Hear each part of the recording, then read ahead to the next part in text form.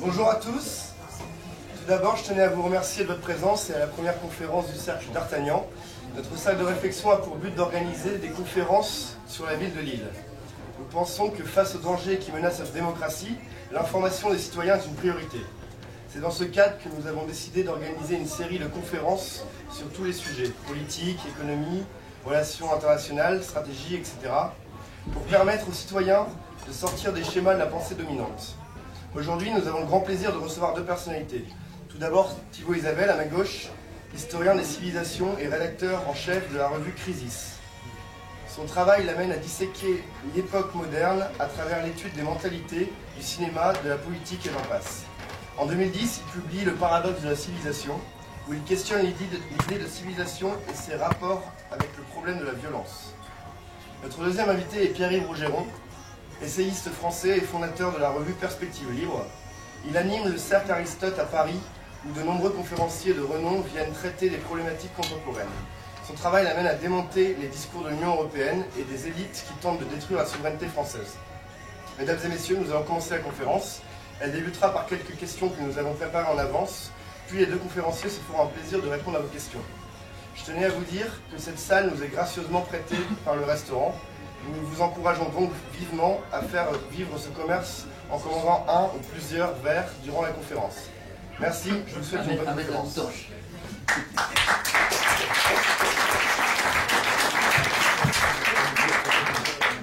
Alors, première question. Elle est un peu longue. Emmanuel Macron se veut à la fois de gauche et de droite. Il a d'ailleurs réussi à être élu président de la République en rassemblant des voix venues à la fois du PS et des Républicains.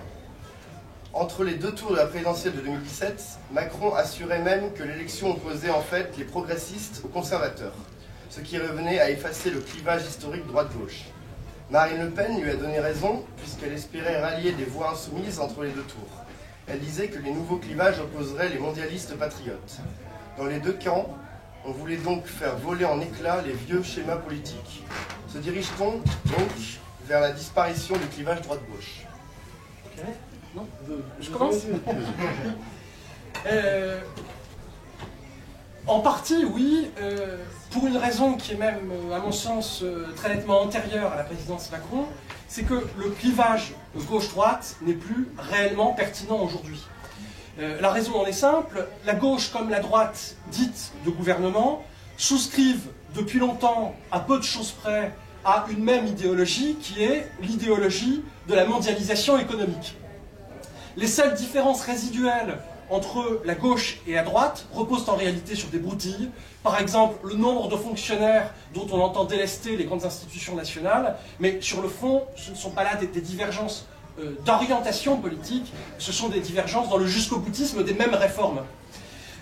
L'effacement du clivage gauche-droite a cependant été accéléré dans sa manifestation ces dernières années, je le crois, notamment par la montée du climat protestataire.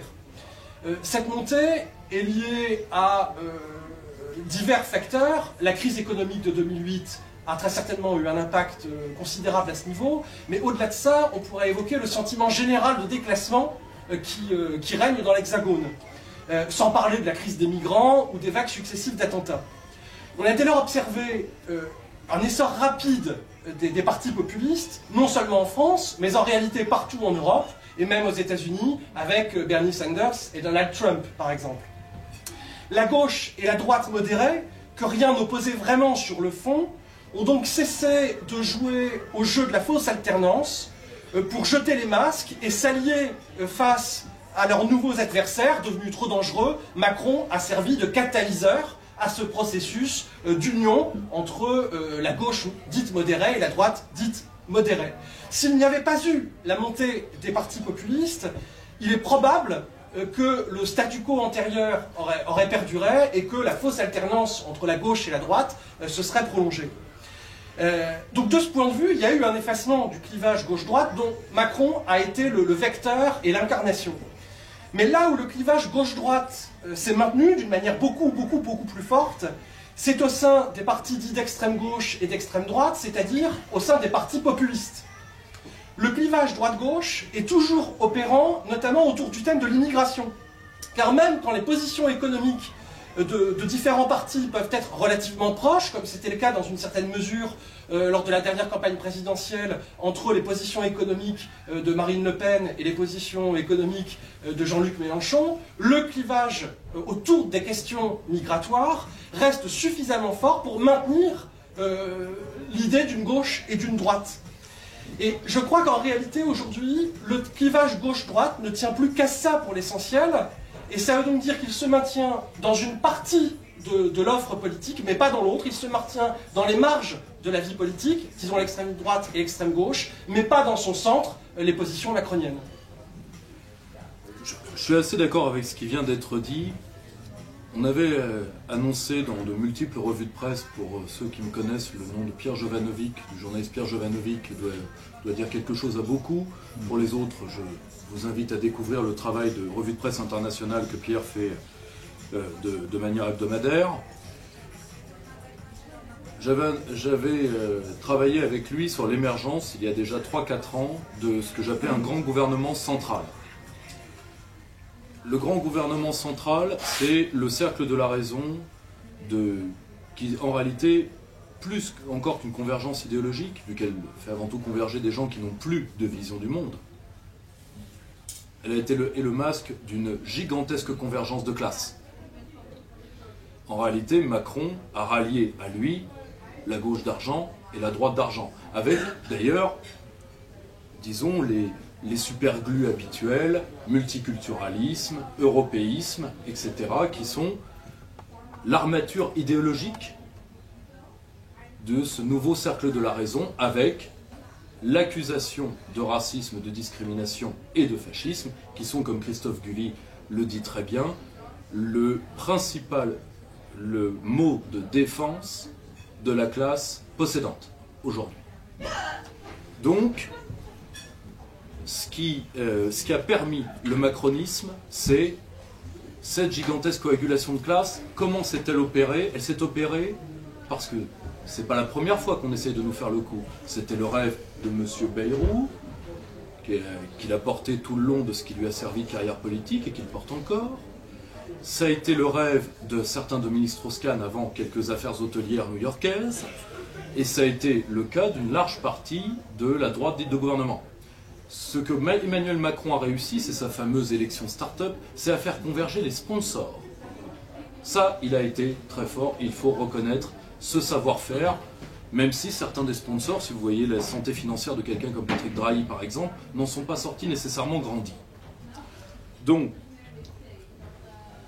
premièrement, ce premier facteur-là, c'est qu'est-ce qui a permis ce grand gouvernement central? C'est une première étape pour la France, mais qui est à l'unisson de tout ce qui se passe en Europe de l'Ouest et aux États-Unis, de l'aspect visible de la sécession des élites. Premier point. Second point qui nous permet de dire que le clivage,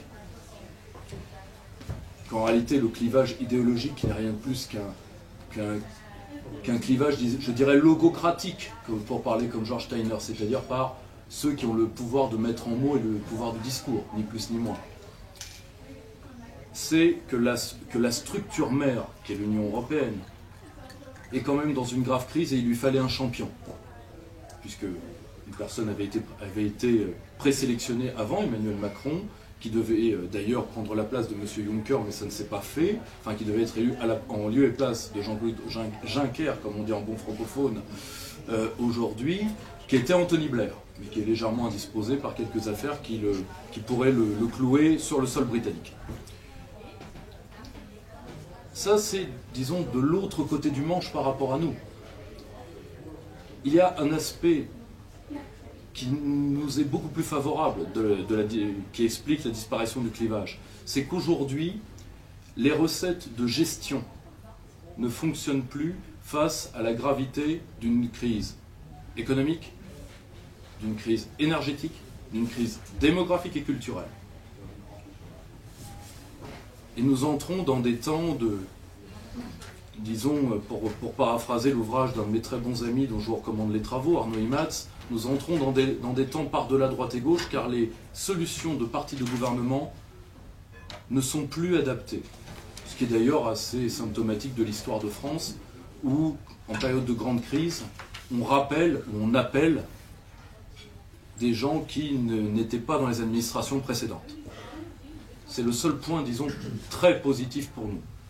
Ces deux dynamiques, cette montée du non-conformisme et cette volonté de la classe élitaire de se maintenir coûte que coûte, après les deux événements traumatiques que furent le Brexit, particulièrement le Brexit, et l'élection de Donald Trump, qui a été, sur laquelle il y aurait beaucoup à dire, mais ce n'est pas le sujet ici, il fallait à tout prix se maintenir pour la France.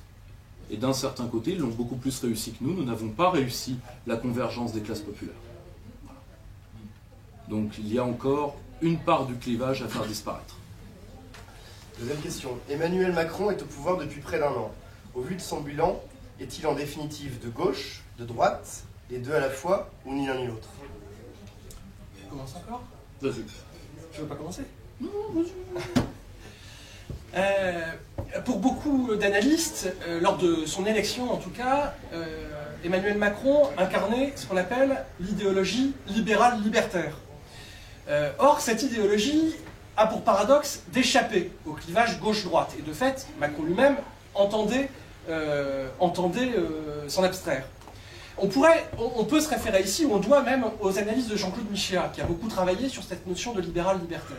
L'analyse de Jean-Claude Michéa, c'est qu'il y aurait une unité de fond idéologique, philosophique du libéralisme. Il y a simplement deux versants à ce libéralisme. Il y a d'un côté la philosophie économique du libéralisme, et il y a sa philosophie morale. Les deux forment un ensemble cohérent. Il y a juste deux aspects différents. Or, le paradoxe, dit Michéa, de la politique au cours de toute une partie du XXe siècle, et c'est ça qui a fondé le clivage droite-gauche, c'est que tant la droite que la gauche n'assument totalement qu'une partie de l'héritage libéral. Pour dire les choses plus concrètement, la droite assume sans difficulté le libéralisme économique, mais elle a du mal à accepter sa contrepartie morale, à savoir la libéralisation des mœurs.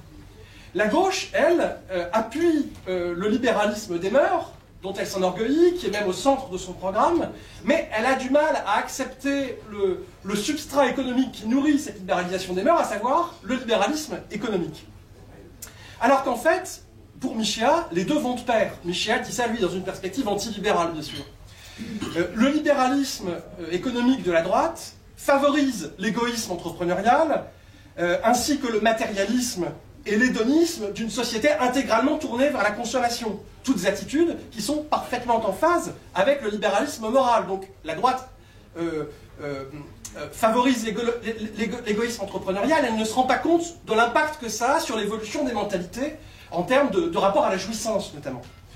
Alors qu'à gauche, on entend favoriser la destruction du cadre moral traditionnel, sans comprendre que la destruction du cadre moral, de tout cadre moral, aboutit au développement d'une mentalité individualiste qui fait elle-même le jeu, en quelque sorte, du libéralisme économique. Michéa, d'ailleurs, ne défend pas forcément une morale conservatrice au sens habituel du terme, c'est-à-dire une morale catholique. Michéa a essayé de définir ce que pourrait être une morale socialiste. Mais il insistait sur le fait que la critique du capitalisme, en réalité, devait reposer sur une certaine forme de morale. Et au XIXe siècle, la plupart des penseurs socialistes auraient été de son avis, et d'ailleurs mettaient au premier plan leur conception morale, dont ils faisaient le pivot de leur combat politique. Donc Michéa dit, en voulant séparer la morale et l'économie, en défendant la libéralisation des mœurs, mais en craignant la libéralisation économique, la gauche s'est enfermée dans une impasse et est devenue l'idiot utile du capitalisme. Donc Macron a en quelque sorte réussi à rassembler les deux faces du libéralisme, le libéralisme de gauche et le libéralisme de droite. Et c'est ça qui lui a permis de rassembler des suffrages venus à la fois du Parti socialiste et de l'UMP. Le paradoxe pourtant, c'est qu'une fois élu, là on a une année de recul, on se rend compte, je pense, que Macron est beaucoup moins libéral libertaire qu'il n'avait pu en donner l'impression au premier abord. Libéral, il l'est assurément. Libertaire, pas totalement. Il assume des positions en matière de mœurs qui sont parfois conservatrices, en tout cas beaucoup plus que celle du Parti socialiste, et sa revendication d'une présidence jupitérienne l'inscrit également davantage dans le sillage de la vieille droite classique, j'ai envie de dire, que d'une véritable fusion de tous les libéralismes. Donc il a contribué tout de même par son discours en tant que candidat à l'émergence d'un vrai paradigme libéral-libertaire qu'il n'assume pas totalement aujourd'hui à mon sens. Pour radiographier ce qui est en marche et ce qui entoure le président Macron, si on fait une radiographie rapide, Emmanuel Macron a réussi à s'entourer de l'énarchie de droite, je dis bien l'énarchie de droite, au sens institutionnel du terme, c'est-à-dire d'anciens chiraciens, d'anciens vilpinistes et d'anciens fillonistes. Et il a associé deux groupes sociaux au sein d'En Marche. Premièrement, les recalés du Parti socialiste, c'est-à-dire d'anciens assistants parlementaires, d'anciens porte-flingues d'élus. J'avais, pour résumer, pour faire rire un peu l'assistance dans un autre cadre, dit qu'En Marche c'était un peu la nuit des seconds couteaux. S'il y a quelque chose de ça. Et quelques-uns qui ont gagné au loto, c'est-à-dire les fameux CV députés, il y en a eu très peu, mais néanmoins ces gens existent, donc ils doivent être nommés, plus quelques députés bien choisis pour leur spécificité.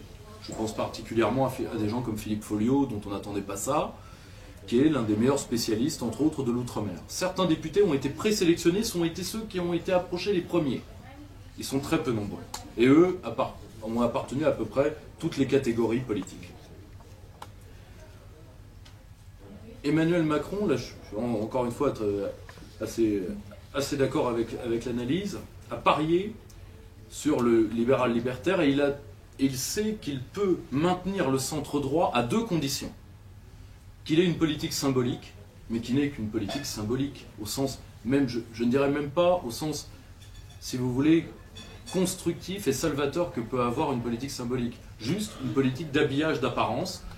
Pourquoi? Qui joue sur un fait qui avait été catastrophique sous la précédente présidence et qui avait monté une partie du peuple dit de droite contre François Hollande, qui était le président pédalo.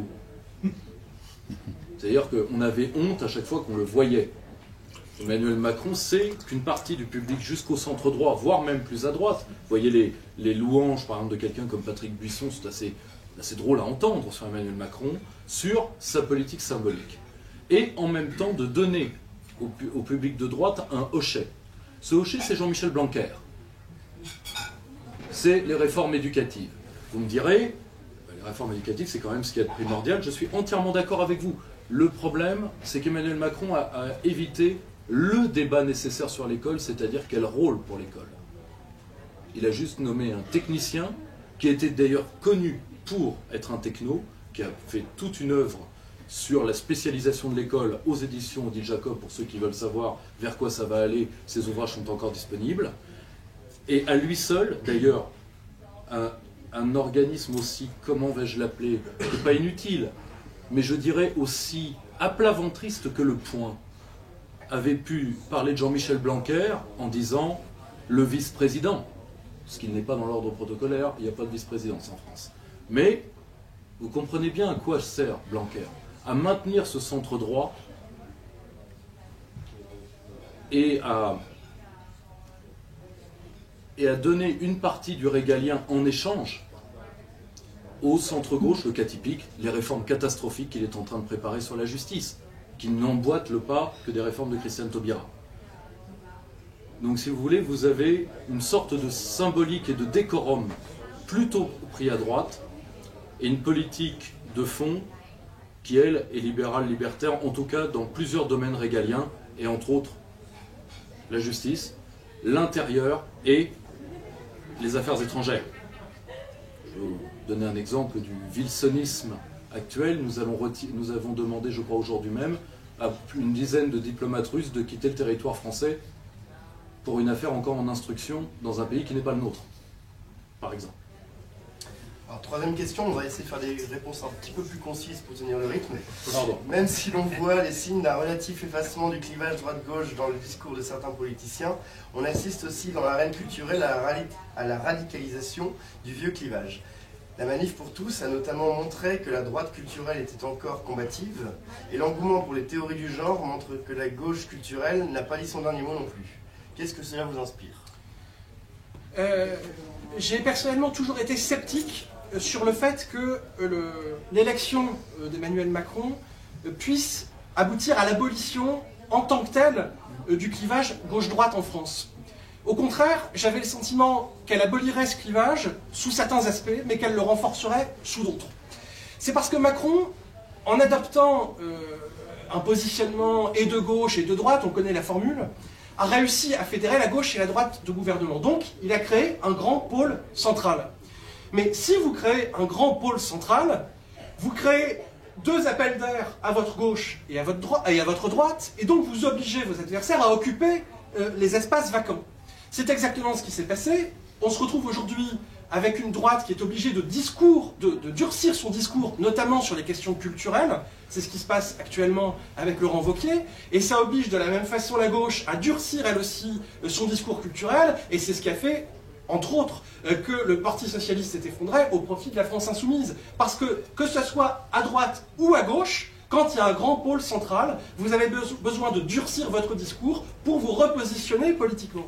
Et donc, paradoxalement, le et de droite et de gauche de Macron, tel qu'il le pratique, il aboutit en fait à renforcer le clivage gauche-droite dans ses marges.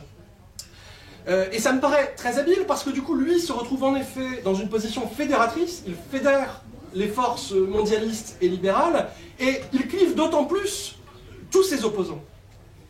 Là où les opposants de Macron pourraient trouver un terrain d'entente, c'est par exemple sur les questions économiques et politiques.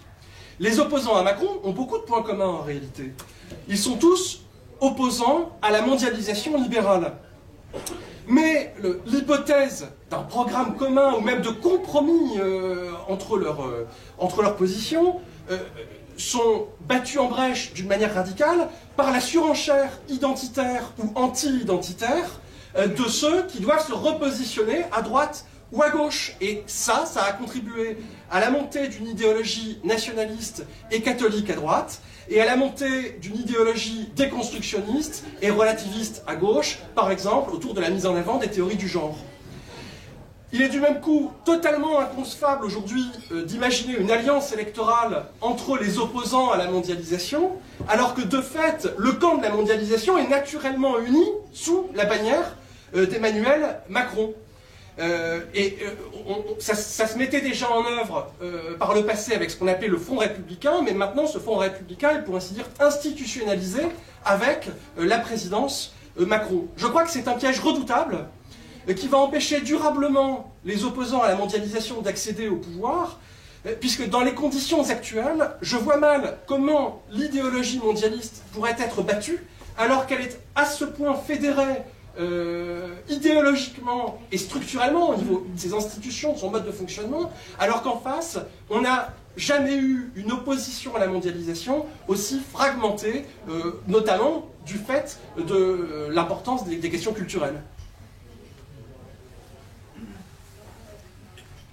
Emmanuel Macron va, là encore, il y a un instant, du mal à trouver une opposition entre nous, parce que moi, dès la Manif pour tous, d'ailleurs, c'est des critiques qui m'avaient été reprochées à cette époque, j'étais certain, sans du tout regretter la mobilisation, sans condamner ou prendre des distances vis-à-vis de ce débat ou des combattants qui l'ont incarné.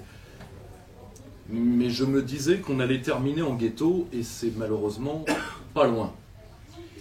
Et la force d'Emmanuel Macron, c'est d'avoir utilisé les questions, disons, ce que lui appelle vivre ensemble, n'est-ce pas, comme des mots manipules, au sens des manipulès de l'armée romaine, c'est-à-dire des unités de première ligne pour les attaques furtives. Il a piégé le vocabulaire avec son « en même temps » et renvoyé ses opposants dans un certain folklorisme, d'un côté comme de l'autre. et il a privatisé le débat sur le projet de société. Et comme à aucun moment, et ça pour avoir fait la campagne présidentielle en première ligne, je peux en parler, comme à aucun moment, d'un côté comme de l'autre, les équipes opposantes n'ont voulu, ne serait-ce que par des contacts informels, faire quoi que ce soit en termes de dialogue, il nous a renvoyés à, si vous voulez, renvoyé à la condition d'Indien de réserve, des deux côtés. Et malheureusement, si il continue sur cette tendance-là, quelles que soient les faiblesses internes d'En Marche, sa réélection lui est promise. À l'instant T, si les choses se maintiennent, et si, après avoir eu la gauche la plus bête du monde et la droite la plus minable, nous avons l'opposition la plus médiocre du monde. Ça, malheureusement, ça nous appartient. C'est la part de débat où il faut, d'une manière ou d'une autre, nous investir. D'où vient le clivage droite-gauche historiquement?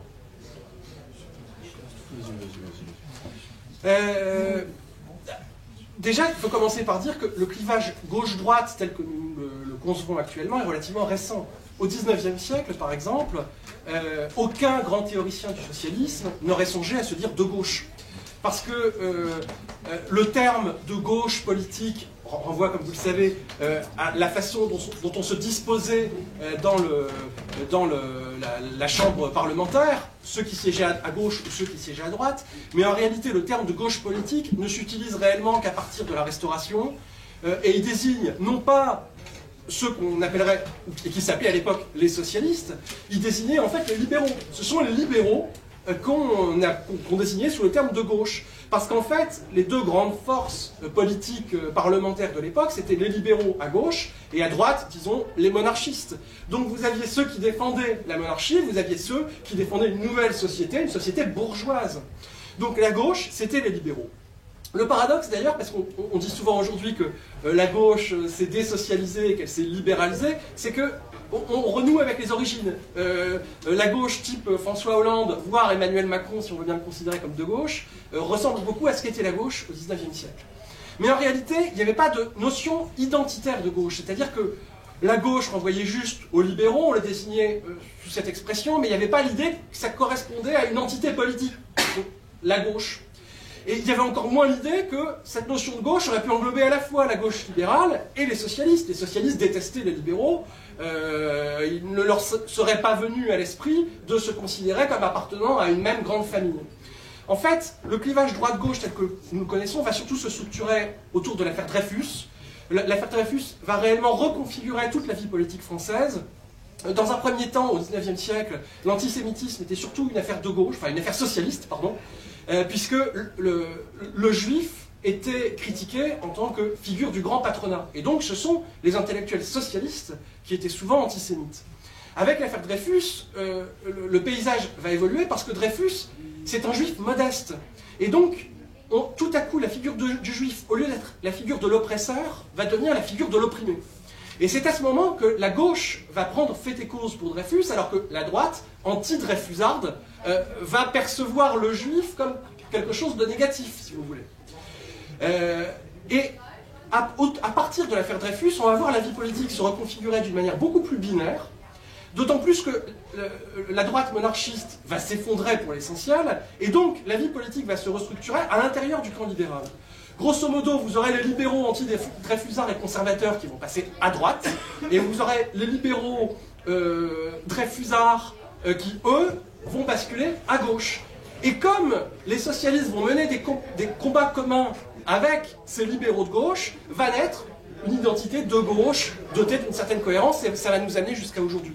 Mais cela dit, le clivage gauche-droite en tant que tel est conjoncturel, et il est lié à une histoire, ça ne correspond pas à des entités politiques substantielles. J'ajouterai juste un ou deux très légers points. Si vous voulez, il y a eu tellement de divisions, disons, intellectuelles du clivage droite-gauche. Alors bon, la plus connue, c'est les droites de René Raymond, mais il y en a eu une quantité. Mon ami Arnaud Imatz, dans Droite-gauche, sortir de l'équivoque, chez Pierre-Guillaume Deroux, en avait fait tout un chapitre là-dessus, sur plus d'une dizaine de divisions, il en étudie près d'une dizaine qui sont toutes totalement parcellaires. Est-ce qu'il y a 4, 5, 6 droites ou 6 gauches, etc. En réalité, ce qui est le plus... Ce qui est à mon avis le plus signifiant, c'est qu'il y a deux grandes manières de voir l'histoire des idées, je pense. Il y a une manière très essentialiste, qu'ont beaucoup, entre autres, d'historiens catholiques. Je pense à tout ce qui est Hamid Guilloget, la légitimité, etc. Pour qui il y a la pensée catholique et tous les autres, ce qu'ils appellent la gauche. Et il y a une autre manière de voir l'histoire des idées qui, à mon avis, est plus... moi, dont je me sens plus proche, c'est de ne pas partir des camps, mais de partir des idées.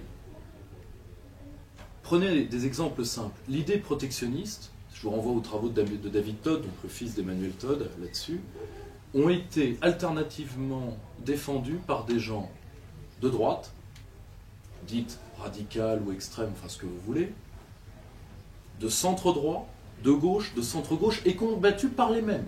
Je vous rappelle par exemple que beaucoup de forces socialisantes étaient anti-protectionnistes pendant très longtemps. Moi, je préfère voir ça comme ça, c'est-à-dire partir des idées plus que partir des clivages ou des appareils. Bien. Autour de quel nouveau clivage faudrait-il réarticuler le débat politique? Autrement dit, qu'est-ce qu'il faudrait opposer au camp de la mondialisation?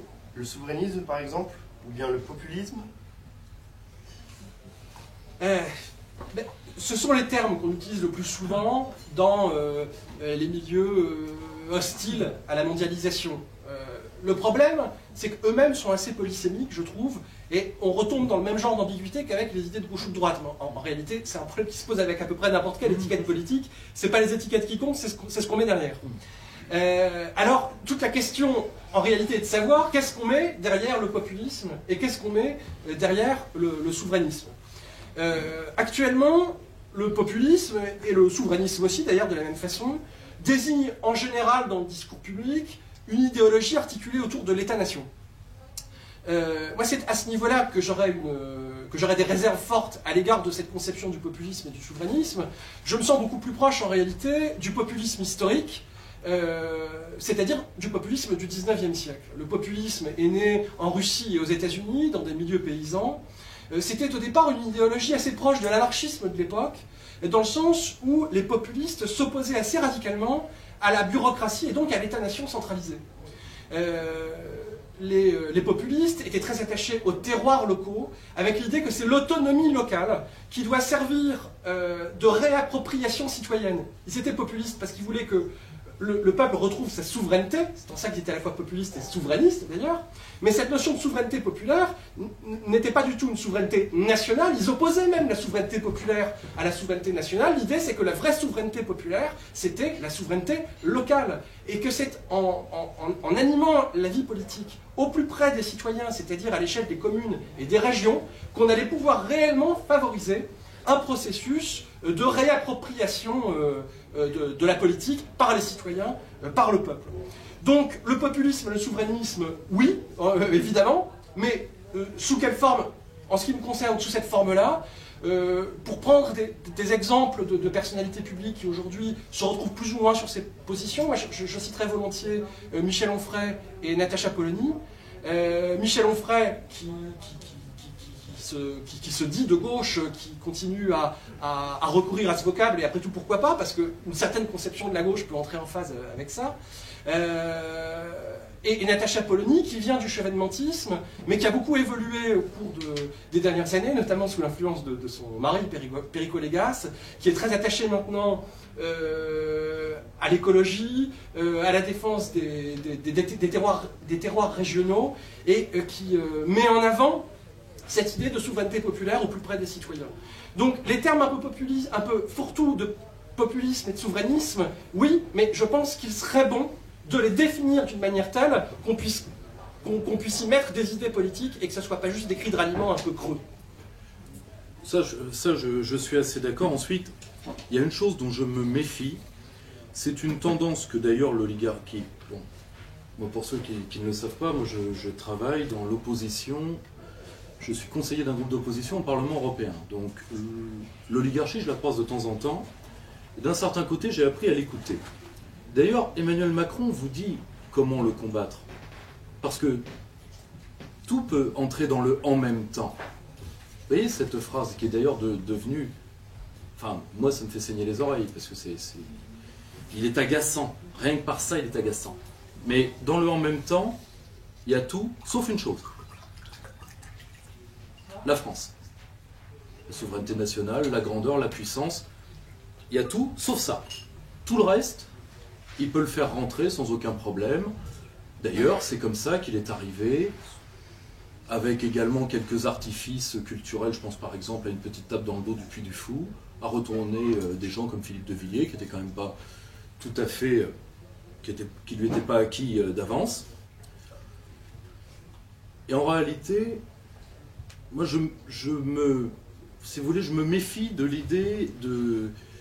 Sans dévoyer des documents, il y a un très bon livre qui va sortir là-dessus par Jacques Nikonov, de la démocratie sans État. Le localisme, oui, bien sûr. Si vous voulez, il y a aujourd'hui très peu de gens contre, pour une raison qui est très simple. Quand vous voulez la protection des industries, des artisans, des savoir-faire, vous privilégiez quoi? Les circuits courts. C'est un fait de logique élémentaire.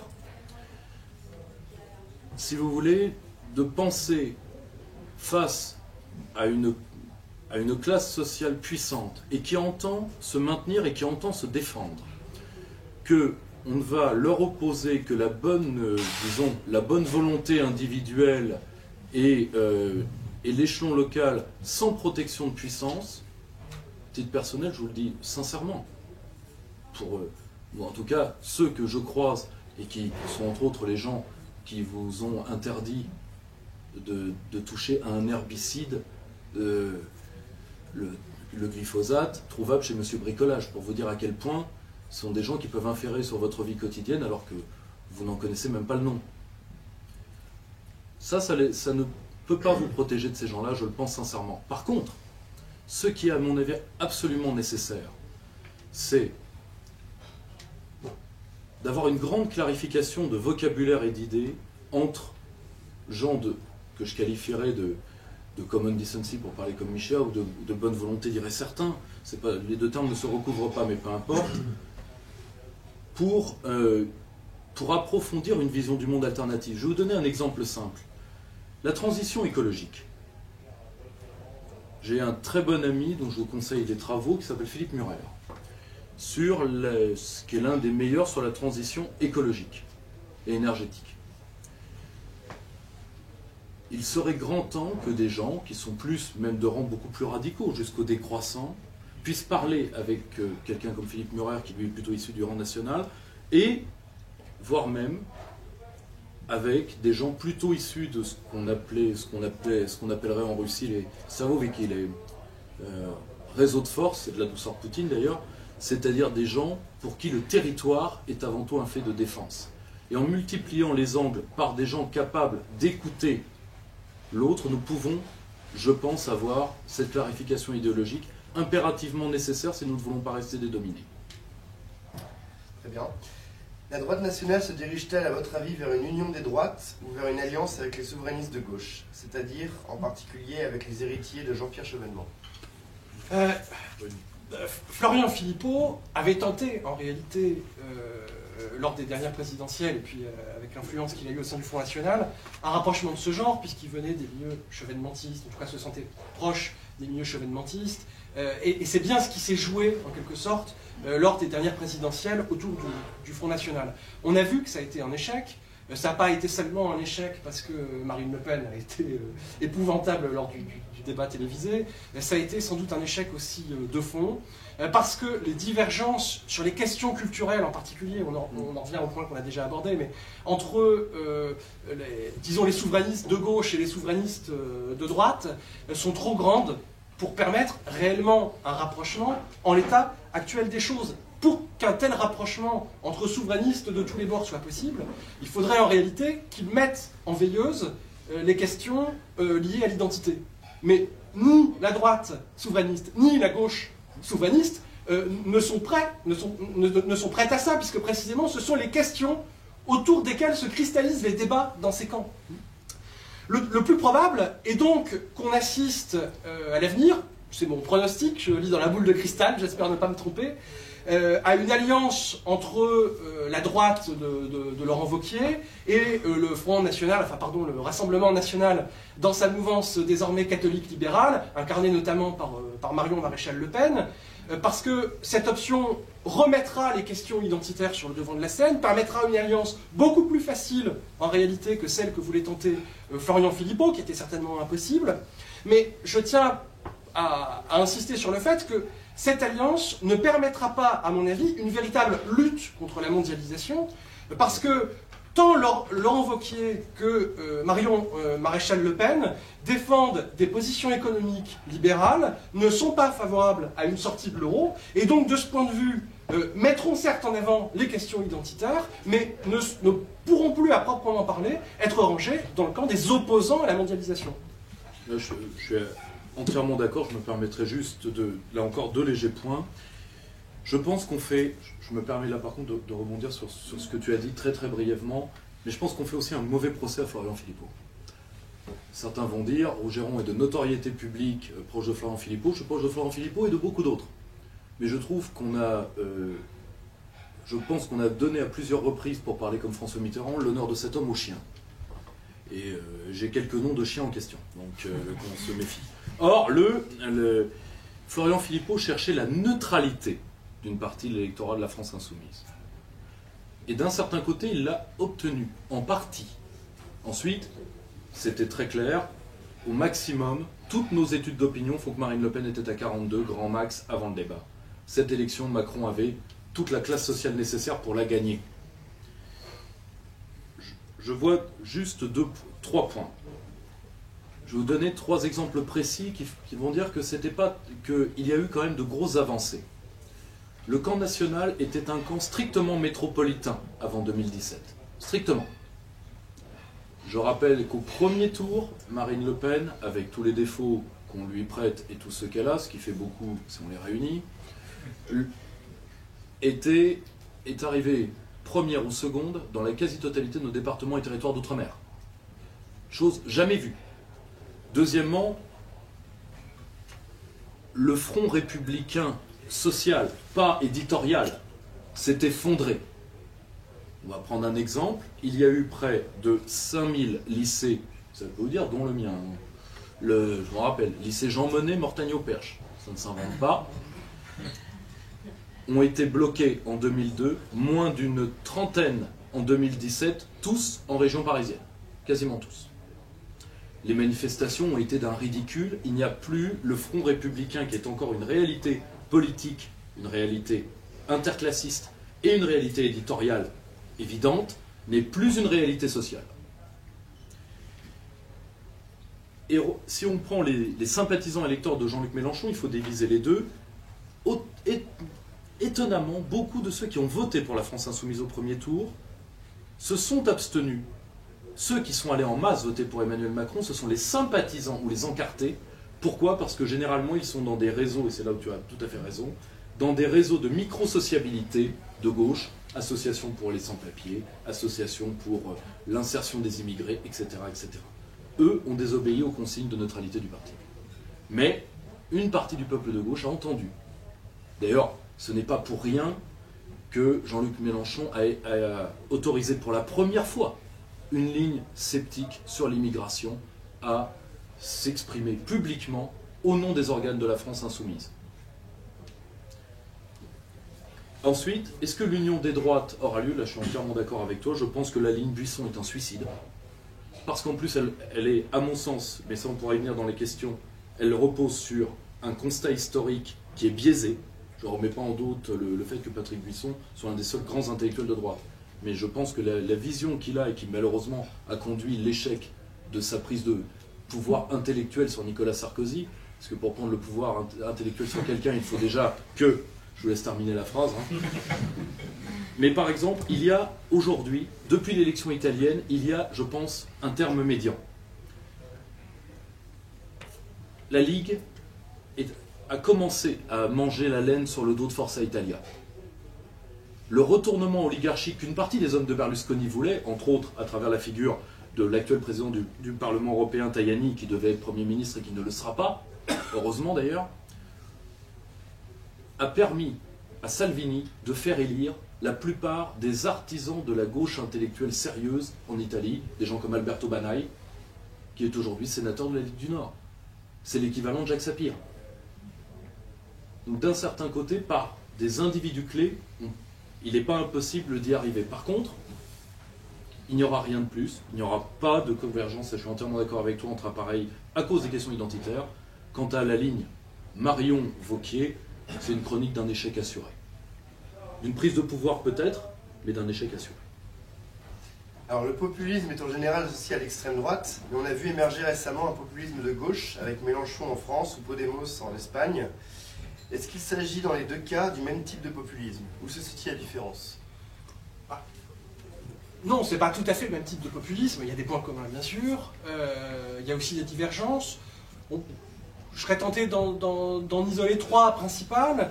La première, évidemment, on en a parlé, je vais passer rapidement là-dessus, c'est la question de la régulation des flux migratoires. Il y a quand même une opposition de fond, c'est l'opposition principale qui font qu'ils ne peuvent pas s'entendre. Je pense que l'écologie joue également un rôle important, puisqu'on a quand même globalement, dans la sphère populiste, une mouvance qu'on peut qualifier d'écologiste radicale, voire de décroissante, qui est aussi très anticapitaliste, et puis de l'autre côté, des populistes plutôt capitalistes et climato-sceptiques la plupart du temps. Donc ça, c'est une deuxième ligne de démarcation qui est tout de même assez importante. Et puis après, il y a bien sûr les questions culturelles au sens large. On imagine mal des ultra-conservateurs catholiques s'entendre avec des partisans de Michel Foucault et des nouvelles pédagogies. Donc là encore, les questions culturelles et éducatives marquent des clivages importants. Ces inimitiés ne se résorberont pas, en tout cas pas dans le climat de sectarisme actuel qui fait qu'on s'échange des noms d'oiseaux de type fascisme ou islamo-gauchisme à la moindre occasion, y compris d'ailleurs avec des gens qui ne méritent pas forcément d'être placés dans un camp ou dans l'autre, mais enfin peu importe. Et l'autre point important, c'est que les militants anti-mondialistes de gauche ou de droite viennent de culture de la radicalité. C'est vrai dans les deux camps. Ils sont habitués à un certain jusqu'au-boutisme des idées, à un certain jusqu'au-boutisme doctrinal. Je ne trouve pas que ça soit un mal dans l'absolu. Défendre des idées avec conviction, c'est même une bonne chose sur un plan philosophique. Le problème, c'est que ces mouvances ne sont pas habituées à la culture du compromis. Les politiciens professionnels ne font que du compromis. Ils manquent de structuration philosophique, pourrait-on dire. Mais au moins, ils sont capables de mettre en place, par exemple, des alliances de second tour. Ça aussi, c'est un autre point d'achoppement, au-delà de toutes les divergences dont j'ai parlé entre les populismes de gauche et les populismes de droite, c'est que même si les points de divergence étaient moins importants, ils auraient du mal à s'entendre parce qu'ils épousent une culture de la radicalité qui font qu'ils ne sont pas habitués à reporter leur voix au second tour vers des partis qui défendent des idées plus modérées, intermédiaires, permettant un compromis antimondialiste. Alors, en disant ça, je ne suis pas en train de défendre en tant que tel des idées populistes modérées. Il y a des aspects des idées populistes dans lesquels je me sens extrêmement radical, par exemple sur les questions écologistes. Mais il est clair qu'un parti de rassemblement de second tour dans l'arène antimondialiste ne pourrait pas défendre des positions écologistes radicales, bien que ce soit les miennes. Or ça, imaginez même la possibilité d'un tel parti qui puisse accueillir des suffrages d'électeurs qui au départ avaient voté soit pour le Front National, soit pour la France Insoumise. En l'état actuel des choses en France, c'est encore impossible. Et je pense que c'est dommage, dans le sens où c'est sans doute le seul espoir que nous puissions avoir, de voir dans les prochaines années un véritable parti hostile à la mondialisation remporter des élections. Alors tant que la vieille gauche antimondialiste en appellera à l'ouverture totale des frontières migratoires, à la théorie du genre, au déracinement radicalisé, à la redistribution intégrale des richesses et au dirigisme bureaucratique, elle sera radicalement ostracisée par la droite. Tant que la vieille droite antimondialiste stigmatisera les immigrés, défendra les valeurs chrétiennes éternelles de la France et mènera une politique mercantile favorable au patronat, elle sera ostracisée par la gauche. Et encore une fois, il ne s'agit même pas de positionnement personnel, je veux dire, on peut sur tel ou tel point adhérer à des idées radicales, c'est juste que tant que ces valeurs-là seront défendues avec jusqu'au boutisme, eh bien, on ne verra pas en France des forces hostiles à la mondialisation remporter des élections. Je crois que ça sera inéluctable. Et le climat est très défavorable. Oui, indiscutablement. Sur la forme du populisme de gauche, je me permettrai juste une observation. Je pense qu'il faut mettre d'un côté, isoler le cas Podemos et prendre de l'autre côté la France Insoumise et 5 étoiles en Italie. Je veux dire pourquoi. Là, je vous renverrai à un jeune homme plein d'avenir dans les études hispaniques, mon ami Nicolas Klein, qui a écrit un ouvrage sur les questions espagnoles que nous avons publié, mais qui est un intervenant au Figaro Vox assez fréquent sur l'Espagne, et qui a été le premier, il y a plus de 2 ans, à écrire chez nous une radiographie de Podemos. Podemos est malheureusement, dans une très large part, à 2 ou 3 exceptions qui sont vraiment certains intellectuels organiques, même pas du parti, mais qui ont formé personnellement Pablo Iglesias, sincèrement, c'est conglomérat du gauchisme United, Podemos. Sincèrement, malheureusement. Je ne mettrai pas ni la France Insoumise, ni 5 étoiles totalement dans le même moule. Je veux dire pourquoi. Alors, il y a une grosse ambiguïté de 5 étoiles, c'est est-ce que 5 étoiles est un parti gladio comme l'Italie? Ça, c'est un questionnement qui embrase la presse italienne depuis des années. Est-ce que c'est un parti gladio qui est là pour verrouiller la vie politique italienne, comme l'Italie en a trop vécu? Ça, c'est une question interne à l'Italie. Je ne suis pas assez spécialiste pour me prononcer là-dessus. Par contre, ce sont des mouvements doubles. La France Insoumise, comme 5 étoiles, qui associent des gens qui sont réellement des souverainistes de gauche, de différentes tendances, disons, école de la régulation, écologistes, etc., mais des gens qui sont des gens très sérieux. Je pense à toute une partie, particulièrement des spécialistes qui entourent Jean-Luc Mélenchon, que ce soit sur l'économie bleue, que ce soit sur la défense, etc., où Jean-Luc Mélenchon avait le meilleur programme, et de loin, de très loin. Et de l'autre côté, malheureusement, la branche issue du gauchisme, et particulièrement du NPA en France, le sympathique qui s'est illustré sur quel pied de voir un colonel égorgé, lui nous vient du NPA, comme par hasard, comme Daniel Obono d'ailleurs, comme Clémentin Autain, vous remettrez les mots dans le bon ordre, et quelques autres de ce type-là. Et 5 étoiles souffrent du même problème.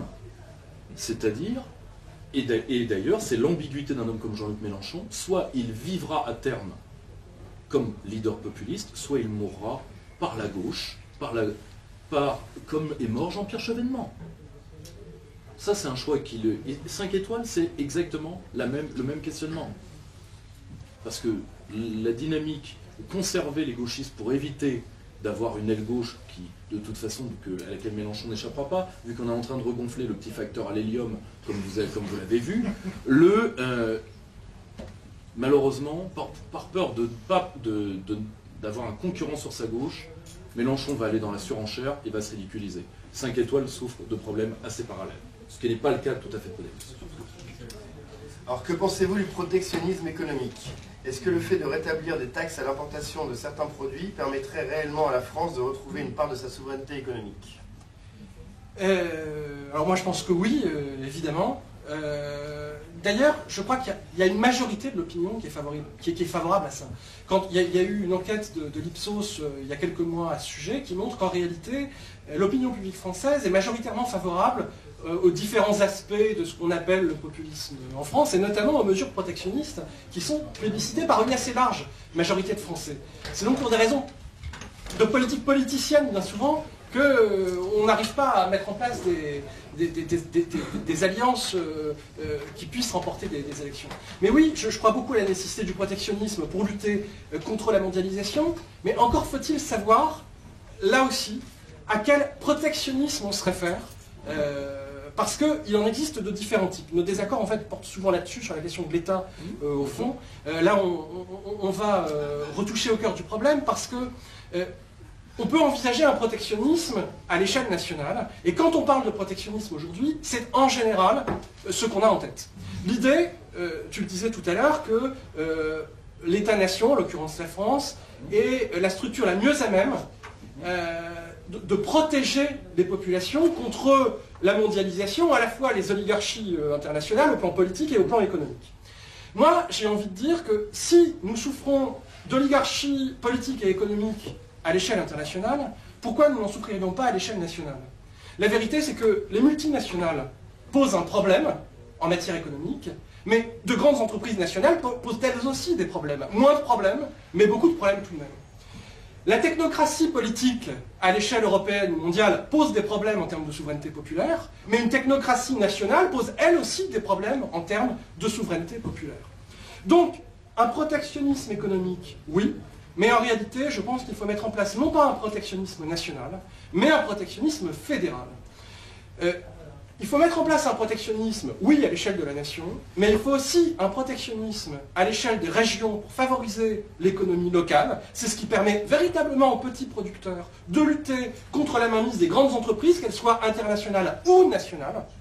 Et oui, on ne peut pas espérer, enfin, tu le disais tout à l'heure, et tu as raison, les initiatives individuelles ou locales, c'est bien beau, mais c'est pas ça qui va nous protéger contre la puissance des grands pouvoirs politiques ou économiques internationaux. Oui, c'est vrai. C'est pour ça que nous avons besoin de nous fédérer, nous avons besoin d'un protectionnisme local, nous avons besoin d'une vie politique locale, mais nous avons aussi besoin d'un fédéralisme à l'échelle de la nation. Et j'irai plus loin, nous avons besoin d'un fédéralisme à l'échelle de l'Europe. Je suis bien sûr hostile à l'Europe de Bruxelles telle qu'elle existe actuellement, mais je pense que nous devons créer une nouvelle Europe fédérale, une Europe puissante, et une Europe puissante donc, qui nous protège contre les pressions internationales. Et cette Europe fédérale ne peut se concevoir que sur la base des autonomies régionales. Et c'est en articulant l'échelle régionale, l'échelle nationale et l'échelle européenne, que nous mettrons en place une série de dispositifs qui nous permettront à la fois de récupérer notre souveraineté populaire et en même temps de nous apporter la puissance nécessaire à une lutte efficace contre les flux internationaux. Alors, juste un point, le protectionnisme c'est deux choses, hein, c'est les normes et les barrières tarifaires. En réalité, là encore, les études sur le protectionnisme, la première c'était le manifeste pour un débat sur le libre-échange, qui avait été fait par Jean-Luc Gréau, Philippe Murer, Jacques Sapir, etc. en 2010. Donc si vous voulez, ça fait très longtemps en fait que l'opinion française est sur ces questions. Moi je le dis assez calmement, je le dis franchement, hein. Pour bien connaître la machine européenne, pour avoir fait partie de cette deuxième génération d'historiens, puisque je suis politiste et historien à la base, qui ont écrit réellement l'histoire de l'Union européenne, qui ont été conspués pour ça. Je rappelle que quelqu'un comme Christophe Réveillard ou comme John Lowland avait été insulté par l'extrême droite française jusqu'à l'extrême gauche française quand nous avons commencé ce débat qui est aujourd'hui historiographiquement plié. C'est-à-dire que l'Union européenne est une création, enfin, comme d'ailleurs le grand gaulliste Alexandre Sanguinetti il avait dit, c'est une création germano-américaine, point. Aujourd'hui, l'historiographie est assez claire. Je pense, si vous voulez, qu'on le veuille ou non, parce que moi je ne pense pas qu'un type d'Europe nous sauvera. Je veux dire pourquoi, parce que, il faudra un fédérateur. Et je peux vous assurer que la plupart des fédérateurs potentiels nous sont hostiles. Après, on peut entrer dans le « en même temps » macronien. Par exemple, Macron, au nom de la grande Europe et de la souveraineté européenne, a dit que la France perdrait toutes ses industries de défense. Par exemple, nous allons donner toute notre marine de guerre en ce moment des CNS, devenue Naval Group, aux Italiens, au nom de l'Europe. Nous avons donné Alstom au nom de l'Europe. Alors maintenant, si vous voulez être les cocus, il n'y a pas de souci. Ne vous inquiétez pas, il ne reste plus beaucoup de choses à vendre. La Reichschancelière a fait sa liste et elle l'obtiendra. Or, je le dis d'autant plus facilement que je peux comprendre le sentiment européen de certaines personnes. À titre personnel, moi je suis né en 86. Donc je suis un enfant de ce qu'un théoricien d'ailleurs de droite radicale, du Soi ou du Chaussois, je ne me rappelle plus comment il s'appelle, appelle les enfants de la mondialité. Je me reconnais et heureusement ou malheureusement là-dessus. Objectivement, les questions qui vont être celles de la France au XXIe siècle, alors après, on peut détester la France aussi, il n'y a pas de problème. Mais on peut se dire autre chose. Moi, les gens qui veulent à tout prix faire de l'européisme, moi, si vous voulez, je préfère à la rigueur qu'ils s'assument tels qu'ils sont pour la plupart, et qu'ils disent, voilà, on veut la fédération des Occidentaux, des peuples blancs, de ce que vous voulez.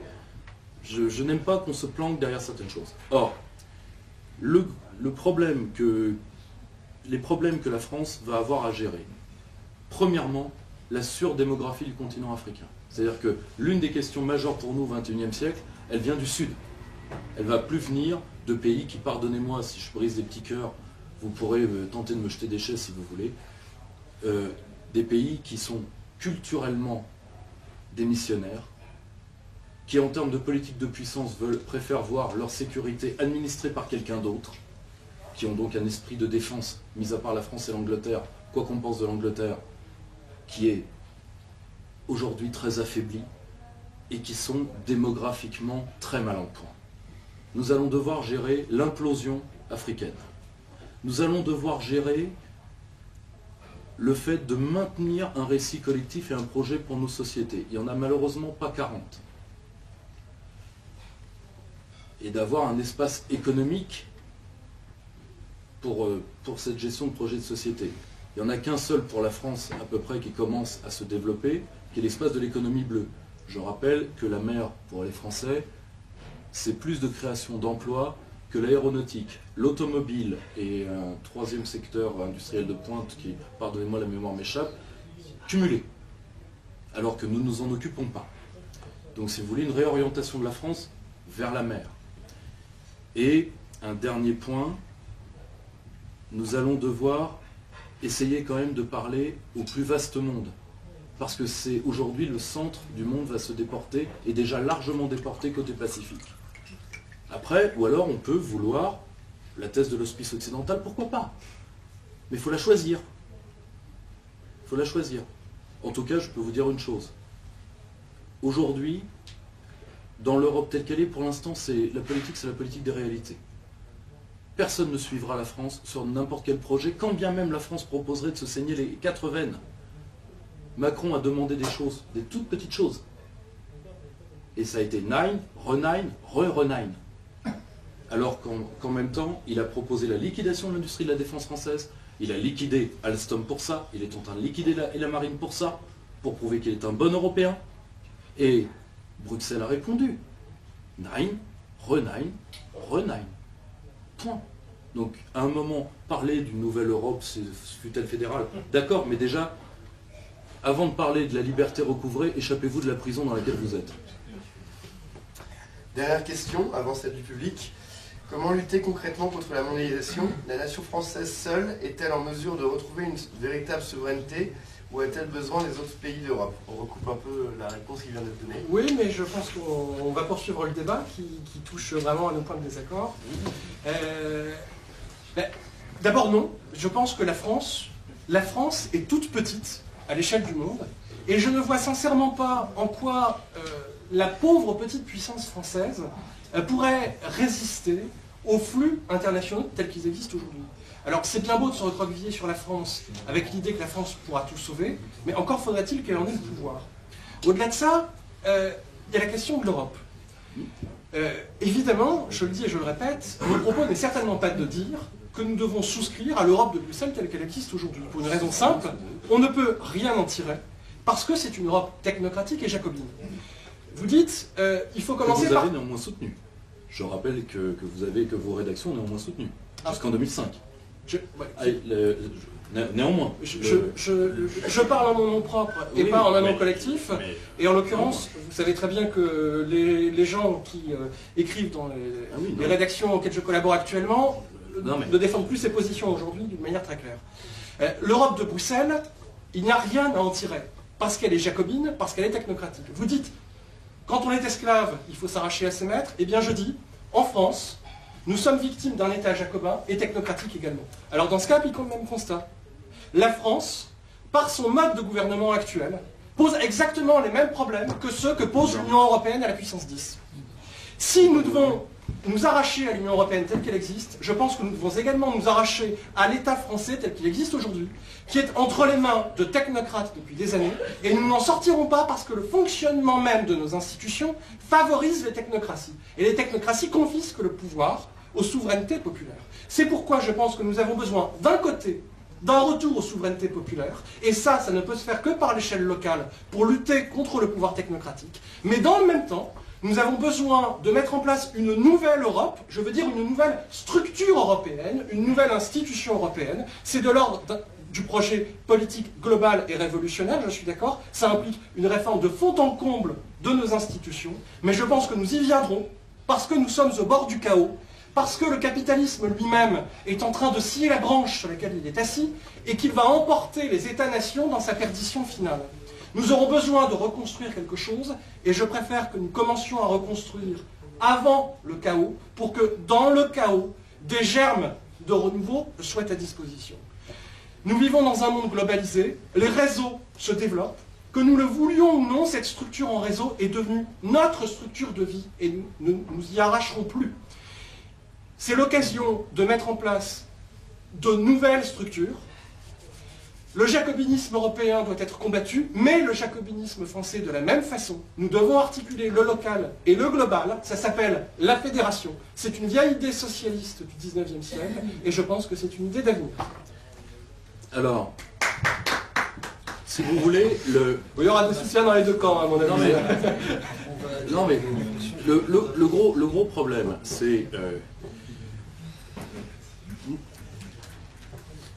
ayant fait beaucoup d'intelligence économique, c'est-à-dire ayant vu comment différents États et différentes civilisations s'acclimatent au discours justement « vous êtes trop petit donc vous devez plier », ce qui est un discours au passage que beaucoup de gens tiennent face à la France, mais face par exemple à l'Allemagne vieillissante pour laquelle certains ont un culte, non. Pourquoi pas? Admettons. Aujourd'hui, dans la plupart des économies dites développées ou même en développement,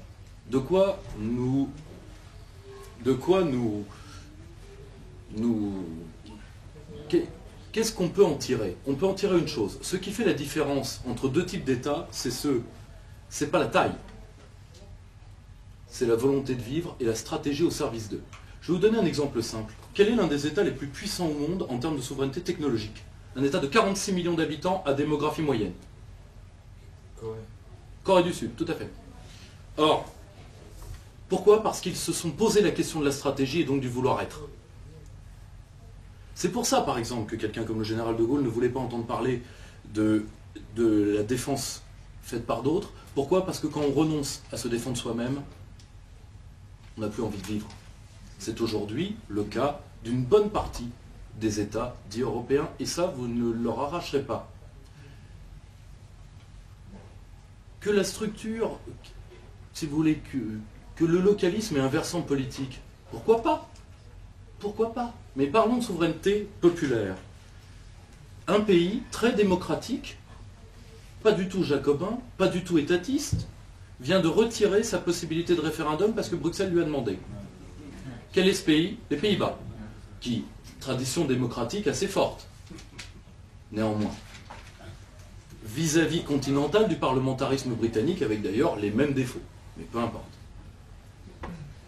Ce pays-là, parce que c'est un pays qui voudrait s'arracher à l'Union européenne, on lui a dit casser le thermomètre, liquider la possibilité référendaire. Ils l'ont fait.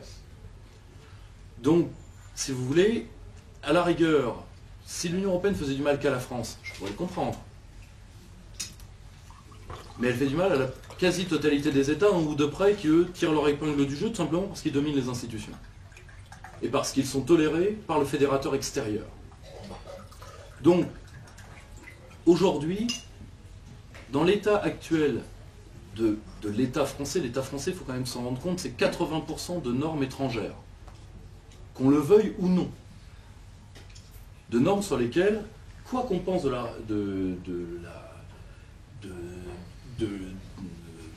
du système des chambres, et moi je ne suis pas je n'ai pas une grande affection pour le parlementarisme, vu d'où je viens, ça ne doit pas vous surprendre, mais néanmoins il y a 80% des textes sur lesquels les parlementaires n'ont aucune marge de manœuvre, et sur lesquels aucune assemblée locale n'aura de marge de manœuvre plus.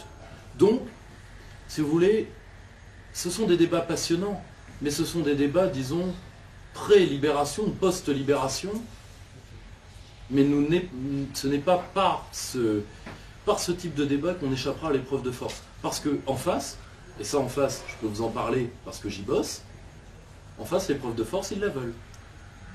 Et pour l'instant, les peuples reculent, partout. Bon, là, ils sont un petit peu inquiets. Le Brexit les a terrifiés, terrifiés. Et l'Italie, la vie politique italienne étant tellement complexe qu'ils préfèrent pas se prononcer pour l'instant. C'est très drôle d'ailleurs. C'est très drôle, les organes communautaires face à la question italienne. Très drôle.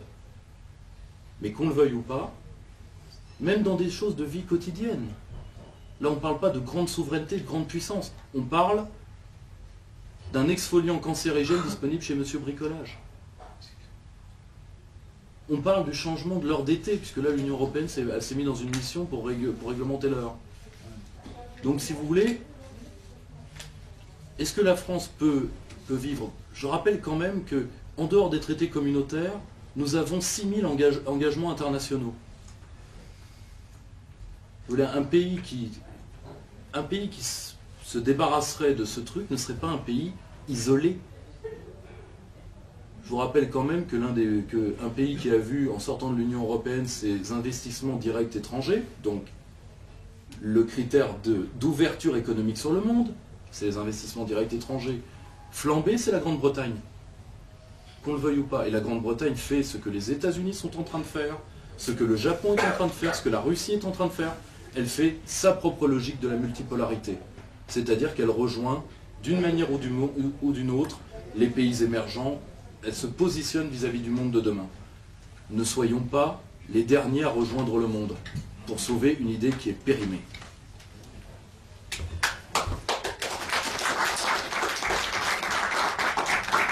Alors je vais maintenant vous laisser poser quelques questions, du coup je vais vous retirer parce que je ne suis pas censé répondre. Et je vous laisse, on est parti pour une demi-heure de questions venant du public. Voilà. Ouais, on vous a éteint à ce point-là. Je rebondis sur ce virage de l'économie bleue, etc. C'est joli, ça fait écolo, mais au dernier salon tout récent près de Francfort, un petit peu de la cybersécurité et ce qu'on appelle de l'ensemble de ce que vont être sur la planète les logiques de périmètre de normes de sécurité Internet, etc. Il y avait 75% des stands qui étaient des Chinois et les 25 autres se distribuaient entre la planète bleue et ce genre de un petit peu, enfin, ce que je veux dire des gens qui effectivement laissent la place à d'autres parce qu'ils s'occupent de la planète bleue ou de la planète, je ne sais pas trop quoi, arc-en-ciel, j'en sais rien. Donc ne nous méprenons pas, le monde chinois, le monde hindou, dans ce qu'on appelle un petit peu ces territoires de l'informatique, du génie logiciel ou autre, lamineront ceux qui voudront. Alors l'économie bleue, c'est pas du tout ça. Ah, ouais, c'est pas du tout ça. Raté, c'est les ressources maritimes.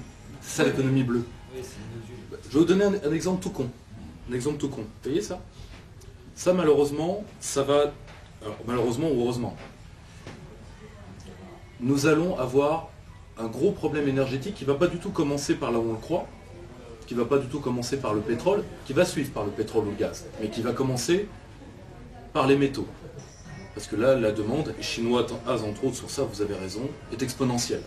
Et vous inquiétez pas, ils ont les moyens d'aller les chercher. certainement. Or, il n'y a qu'un seul endroit où vous en trouvez dans 3 pays majoritairement, République démocratique du Congo, Chine et un petit peu dans le Caucase. Bon, Caucase, ça va être vite fait. République démocratique du Congo, les Chinois sont là et vous ne les délogerez pas. Et chez eux, vous n'allez pas aller les chercher, c'est sûr. Néanmoins, il y a, et ça c'est une question vitale en termes d'indépendance, mais même en termes, si on veut que la décroissance même soit soutenable, à un moment, il faut penser les low-tech. Parce qu'on ne va pas prendre en une génération une population et leur dire vous allez régresser de 30 ans. Ça ne marchera pas, ça va sauter. Mais donc il faut au moins penser les low-tech. Alors pardonnez-moi l'anglicisme, low-tech c'est technologie à faible, si vous voulez, à faible coût énergétique. Et pour ça, il faut sécuriser les approvisionnements. quels sont les seuls pays à pouvoir avoir des approvisionnements de substitution? Ceux qui ont de gros espaces marins et des nodules polymétalliques. Quel est le pays au monde qui a le plus de champs de nodules polymétalliques? La France. C'est ça que c'est uniquement ça. Et vous avez également tout ce qui est à condition qu'on les défende. Ce qui est également les algues, etc. Ce qui sont des modèles économiques qui, pour l'instant, sont entre 200 000 et 300 000 emplois en France. Vous êtes trop jeune pour avoir connu ça, la chimère des nodules polymétalliques, on en parlait il y a 50 ans, je m'en souviens, j'étais tout piot. Une fois qu'on aura ramassé, il faut des millions d'années pour construire ces concrétions de minéral qu'on ramasse au fond. Une fois qu'on a fait une bénée de ce truc-là, bah, il faut encore peut-être 300 millions d'années pour que ça se reconstitue. Ouais. Ça ne sera jamais. Je suis désolé. Après se pose la question du retraitement. Parce que ça, nous ne pouvons pas faire. Parce que là, on peut pas. Parce qu'aujourd'hui, c'est des technologies à jour. Par contre, je suis d'accord. Le retraitement, je suis d'accord, mais pas des sbroufs avec ce que j'appellerais une recette qui se fait une fois tous les 500 millions d'années en ramassant des bricoles au fond des océans. Non mais je suis désolé, c'est pas sérieux. Attention, je ne dis pas que le problème ne mérite pas d'être posé. Pour l'instant, ça fait 300 000 emplois en France, que ne fait plus l'aéronautique, ce que fait plus l'automobile. C'est tout. Or, le grand problème, c'est que je suis d'accord avec vous que le problème d'exploitation va être terrible. Par contre, aujourd'hui, qu'est-ce qu'on fait? On prend ce qui reste de terres rares et de métaux rares, ce qu'il y a là-dedans, on les envoie en Inde pour faire du retraitement dégueulasse à l'acide. L'Inde est très contente, elle bousille une partie de son pays comme ça, mais ça, elle en a rien à foutre. De toute façon, elle a déjà des problèmes écologiques infiniment plus gros que celui-là. Et là, après, là où je suis d'accord avec vous, ça pose le problème du retraitement. Mais là encore, le retraitement, on retombe sur quelque chose qui vous est cher et à raison, on retombe sur le localisme. Mais ça, c'est un nouveau système économique. Là, c'est plus près de ce qu'on appelle l'économie circulaire. Mais c'est le seul moyen, si vous voulez, essayer de lutter contre nos propres externalités négatives, c'est-à-dire de lutter contre nos propres bêtises, c'est l'un des seuls moyens d'immobiliser l'emploi ici. D'autres questions? Oui, allez-y. Ok, il est évident qu'on a une partie de nos élites qui sont achetées en fait par des puissances étrangères. Comment est-ce qu'on fait pour isoler ces... Acheter ou idéologiser, tu sais. Les gens qui se prostituent gratuitement, t'as pas à les payer. Ça doit exister. Comment est-ce qu'on fait pour isoler ces gens-là et promouvoir en fait des gens qui pensent nation? Ou autre. Non mais, faut faire des réserves. Non mais c'est pas faux. Non mais le problème c'est pas faux. Vous avez deux tendances. Enfin, vous avez trois tendances à mon sens. La première, et d'ailleurs ce sont des gens que je respecte beaucoup parce qu'on a essayé de nous monter les uns contre les autres. Moi je n'ai pas d'inaffection pour ce qu'on appelle les survivalistes. Je le dis franchement. Alors attention, entendons-nous bien. Il y a des dingos aussi. Non. Oh, il y a des dingos partout. Mais il y a des dingos partout. Or, le gros problème c'est d'avoir des gens qui pensent qu'ils doivent retrouver un cadre d'autonomie personnelle et qui se responsabilisent en ce sens, je ne critiquerai jamais ça. Par contre, ça c'est fait pour la marginalité, il faut être très clair. Et puis aussi, 90% de ceux qui aujourd'hui vous disent on va se retirer dans les campagnes, se louer une ferme à plusieurs, au bout de 3 mois vous allez vous chiquer le nez, et au bout de 5 mois on va appeler les flics parce que vous serez battus à moitié ivre, et l'aventure se terminera là. Par contre, il y a deux choses qui sont possibles. Premièrement, les réseaux de sociabilité locaux. Nous, ça a été le pari que mon équipe a fait, c'est pour ça que là je suis à Lille, j'en ai encore 5 ou 6 à inaugurer avant décembre. Pourquoi? Parce que la France est structurellement malade, mais ça depuis l'Ancien Régime, depuis la fin de l'Ancien Régime précisément, de la sélection de ses élites, structurellement malade. C'est-à-dire que Charles Gave avait fait une... Je ne sais pas si vous l'avez vu, c'est une vidéo qui dure 2 minutes, mais elle est très, très récente, mais qui est très bien. Charles Gave, c'est un industriel qui est un mec pas mal. Je ne partage pas ses opinions économiques, mais un mec pas mal. Mais il avait dit une chose simple, il avait dit, en France, on donne à celui qui a eu le meilleur diplôme, c'est-à-dire celui qui a été docile le plus longtemps vis-à-vis de l'institution. Le plus longtemps et le mieux. Et en même temps, vous voyez, on retrouve le macronisme, en même temps. Et en même temps, des gens qui ont prouvé, disons, qu'ils savaient réciter, et que ça, de leur donner le droit de commander. Résultat, l'archétype Bruno Le Maire, c'est-à-dire quelqu'un qui n'a pas de conviction, une mémoire d'éléphant. Mais si vous voulez, pour lutter contre ce système-là, il n'y a que les réseaux de sociabilité locaux avec vraiment des moyens, mais alors là, des moyens de bout de ficelle, et je m'en excuse, on ne peut pas faire plus. Moi, là, j'émets une critique, par contre, sur les partis nationaux, quels qu'ils soient, et là, je serais plus indulgent avec les hommes du populisme de gauche, parce qu'au moins, l'éducation populaire, ils essayent. Je ne dis pas qu'ils réussissent, je dis qu'ils essayent. Mais, pour parler des gens qui me sont proches, Nicolas Dupont-Aignan ne le fait pas. Alors, pourquoi? Parce qu'il dit que ce n'est pas rentable électoralement, ce qui est vrai à moyen terme, ce qui est tout à fait vrai. Le Front National n'a jamais voulu réellement le faire depuis la période maigretiste. Et malheureusement, on n'essaye pas d'aider une élite alternative à naître. On n'essaye pas de lutter contre l'isolement qui va être l'une des pires maladies sociales pour la France à venir. Il y a déjà dans une ville comme la région parisienne, il y a déjà 2 millions de personnes seules, avec toutes les pathologies sociales que vous pouvez imaginer derrière. Dans un pays en plus qui vieillit structurellement. Nous n'avons pas voulu organiser ces réseaux. Résultat, nous avons beaucoup de retard, donc on les fait avec des bouts de chandelle. Et l'autre volet, c'est bien sûr de maintenir l'épreuve de force électorale, en attendant que les événements ouvrent peut-être d'autres voies d'épreuve de force. Ce que je ne souhaite absolument pas, parce que je pense que les populations, et même une partie de la jeunesse qui fantasme dessus, sont tous sauf prêts à se prendre un choc dans la gueule. Mais malheureusement, ça arrivera peut-être d'un choc extérieur. Je suis tout à fait d'accord avec ce que tu disais sur l'éducation. C'est quand même un point important. C'est pas propre à la France, d'ailleurs, je pense que c'est propre aux grandes nations modernes, mais enfin, c'est particulièrement vrai chez nous. Nous avons tendance à concevoir l'éducation, même sous sa forme la plus élitaire, et peut-être surtout sous sa forme la plus élitaire, comme une méthode d'encasernement. En effet, il y a une prime à la docilité qui est donnée, qui aboutit à la mise en place des élites technocratiques que nous connaissons. Ce n'est pas le seul facteur d'explication, mais il faut reconnaître que nous sommes particulièrement forts en France pour former ce type d'élite absolument docile, dépourvue de tout esprit critique et soumise à l'idéologie dominante. Mais au-delà de ça, la question de la corruption est pour moi importante parce que je m'identifie au mot de populisme parce que je crois à la souveraineté populaire, mais je crois que c'est une erreur de justifier le populisme par la critique de la corruption. Non pas que la corruption n'existe pas, elle existe, elle existera toujours. Le peuple, ce que je veux dire par là, c'est que le peuple n'est pas intrinsèquement supérieur aux élites. Le peuple, lui aussi, est susceptible d'être corrompu, et j'irais même jusqu'à dire que si les élites étaient bien formées, peut-être le peuple serait-il davantage susceptible que les élites d'être corrompu. Donc le problème n'est pas là. La corruption, elle est inhérente à toutes les structures de pouvoir. Quand vous créez des structures de pouvoir, a fortiori quand ces structures de pouvoir fonctionnent en autarcie par rapport au reste de la population, il est inévitable que se développe la corruption.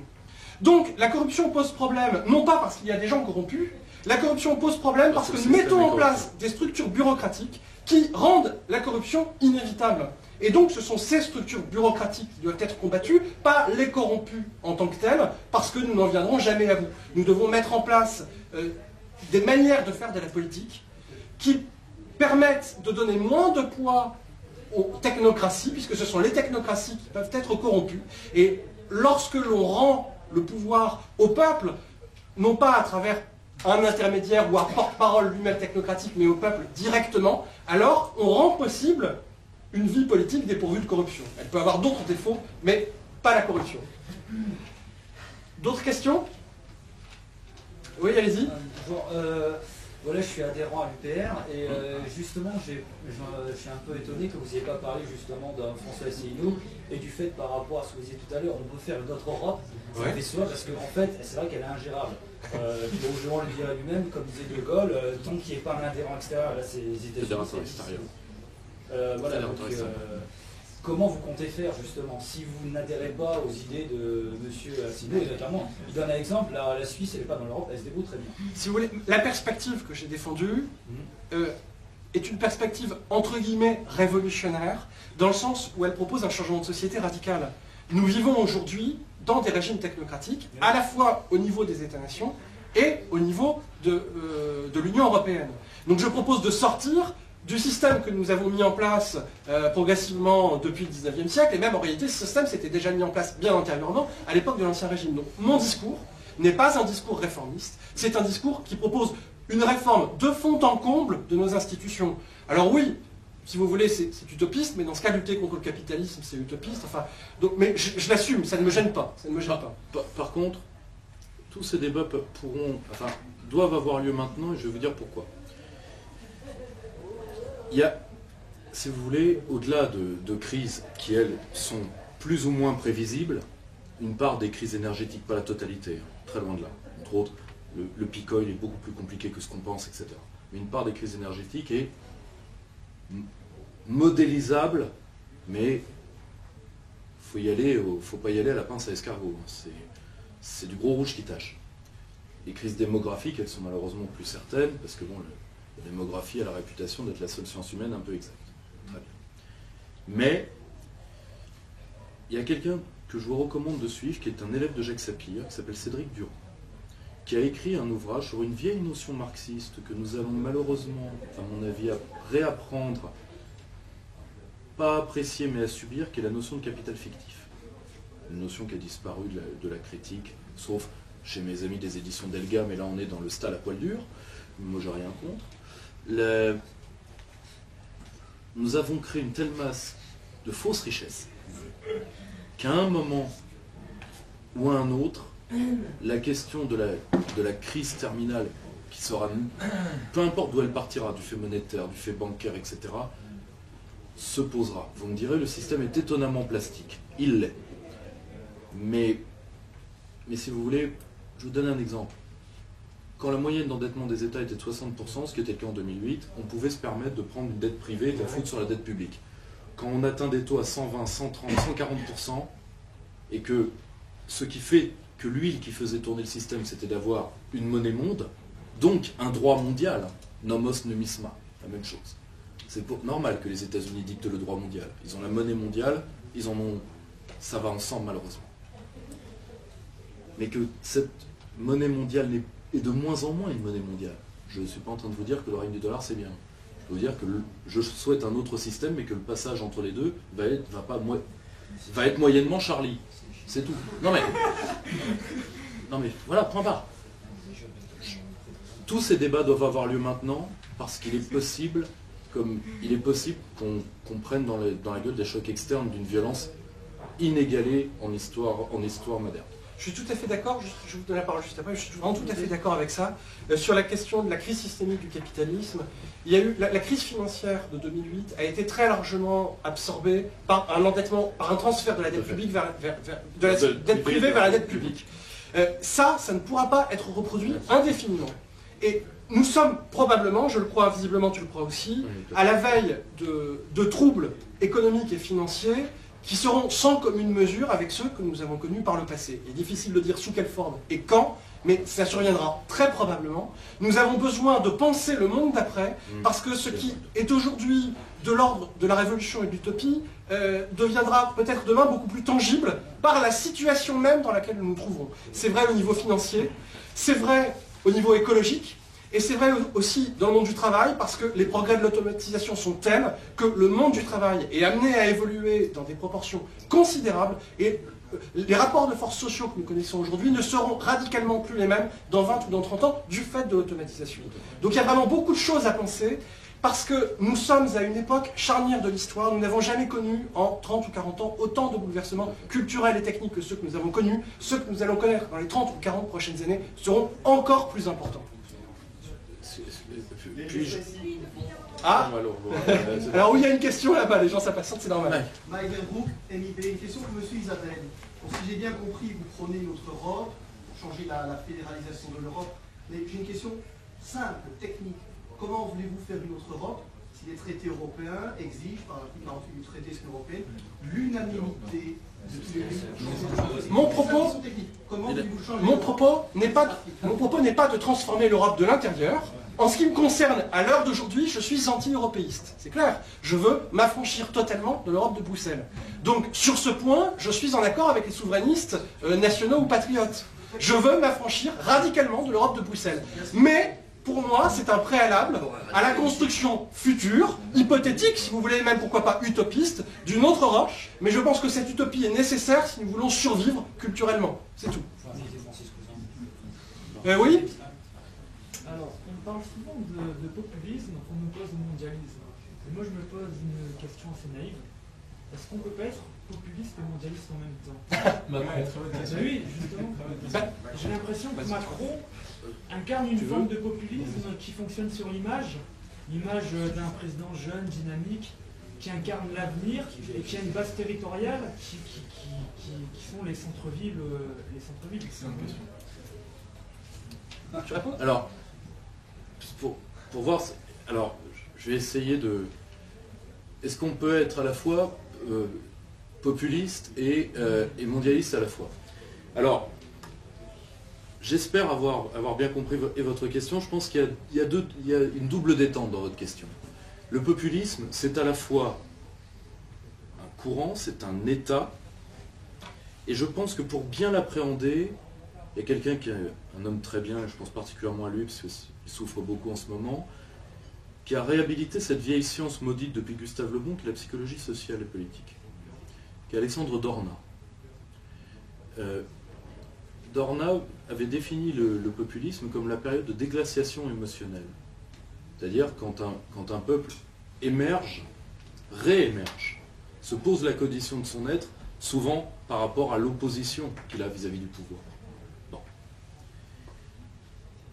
Il y a l'état populiste et il y a la méthode populiste. La méthode populiste, Macron l'a utilisée. Dans ce sens-là, vous pouvez être mondialiste et populiste, c'est-à-dire vous créez artificiellement une colère par l'ingénierie sociale, vous surfez dessus, vous faites du dégagisme, place aux jeunes, enfin place à moi, entouré de vieux. Parce que d'ailleurs, là, Patrick Buisson l'avait très bien dit, c'est le jeune candidat des vieux.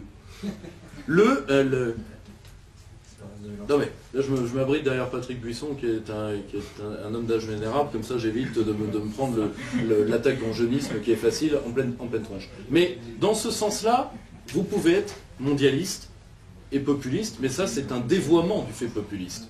Et d'un côté, Macron l'a utilisé, mais il n'a pas été le seul. Une partie de l'état-major de Trump, qui n'a pas d'affection pour le redneck du centre du pays, croyez-moi, a aussi utilisé un détournement de procédure. Une partie de la campagne sur les fake news, avec le fameux complot des complotistes, dont d'ailleurs certains d'entre vous doivent faire partie d'ailleurs. Je tiens les fiches à jour. Mais utilise des méthodes populistes dans le sens vraiment bas de gamme d'humour. Par des gens totalement mondialistes. Deuxième point, il y a aussi un autre fait, c'est il y a eu, même de manière totalement artificielle, une conscience de la globalité, particulièrement dans la génération qu'on appelle, je ne sais pas pourquoi, la génération Y, dans la mienne, et la génération qui vient juste après, et celles qui viendront après. Ça ne s'effacera plus.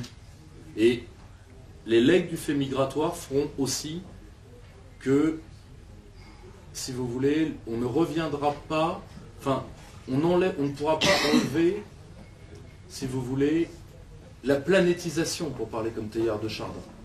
On pourra lutter contre le mondialisme, mais la conscience planétaire, je pense qu'on ne l'extirpera pas des générations, et deux, à titre personnel, même je ne le souhaite pas. On va prendre une dernière question. On va tirer au sort, Laissez deux.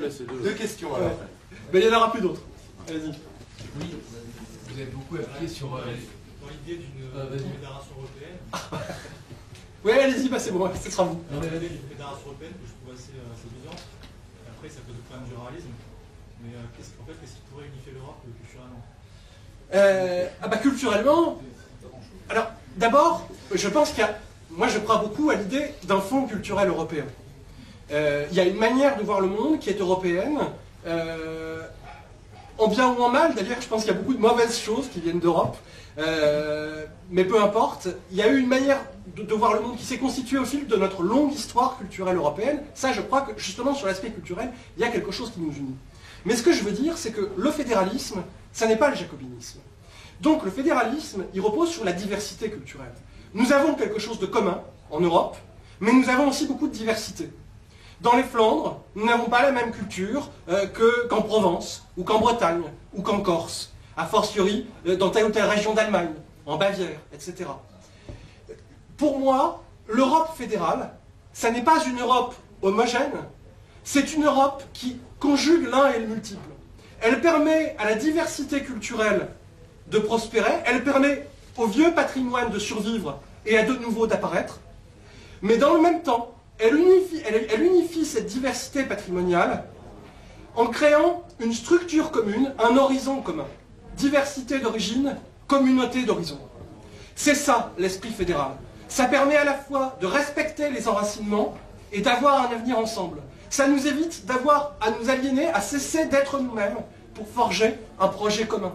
Donc oui, cette Europe que j'appelle de mes voeux, c'est une Europe qui part de la base et pas une Europe qui vient du sommet. C'est pas une Europe qui dicte des normes, c'est une Europe qui se crée sur la base d'une convergence des autonomies.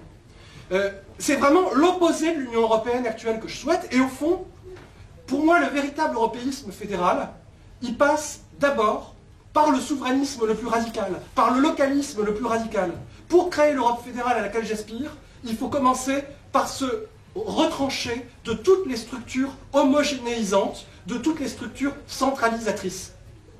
Proudhon, par exemple, qui est à la fois le père de l'anarchisme français et le père du fédéralisme en Europe, Proudhon, ses positions sur la France et l'Europe sont des positions, enfin sur l'Europe en particulier, seraient des positions qu'on considérerait aujourd'hui comme anti-européistes. C'est ça le paradoxe. C'est que pour construire une Europe fédérale, il faut commencer par refuser toute forme de centralisation bureaucratique à l'échelle de l'Europe.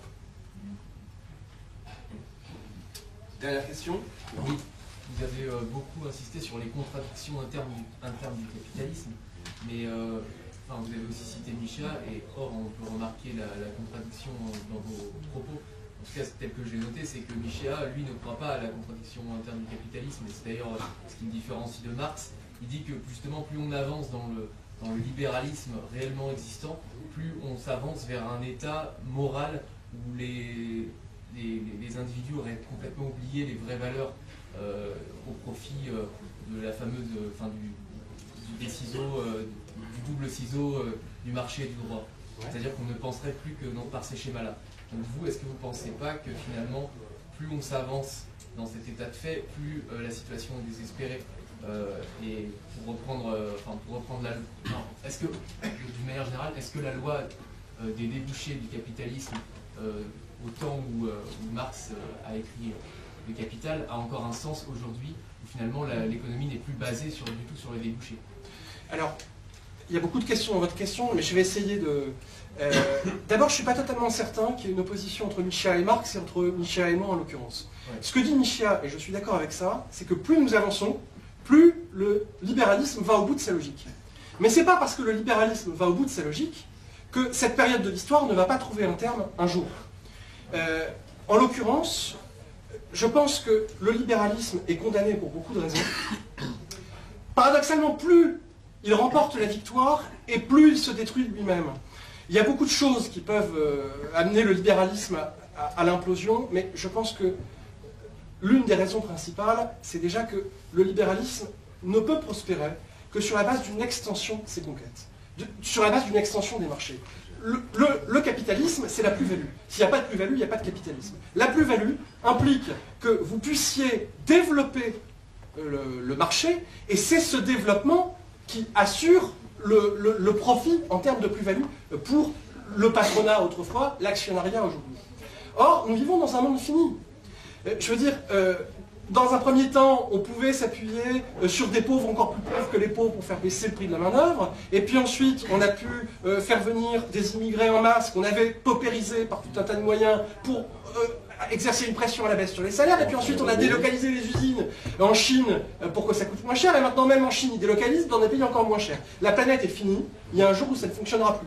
C'est vrai pour les ressources humaines, comme le disent les capitalistes. C'est vrai aussi pour les ressources naturelles. Un jour viendra où les ressources naturelles s'épuiseront, coûteront de plus en plus cher. Et ce jour-là fera que les marges de plus-value seront de plus en plus faibles.